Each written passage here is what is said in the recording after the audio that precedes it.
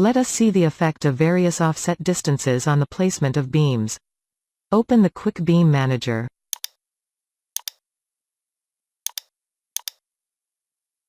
Select base level as level 2. Select any beam size for A1B1, let the Z offset be -50. Select any beam size for A1A2. Let offset be -25.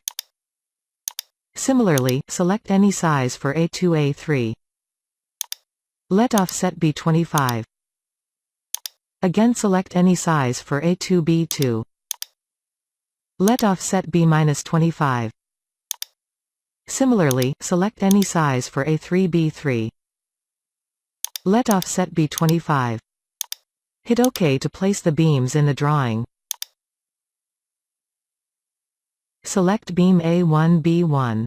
Observe its Z offset value in the property palette. Open the Level 2 plan view.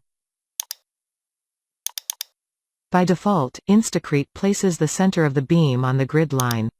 Measure offset distances of all the beams.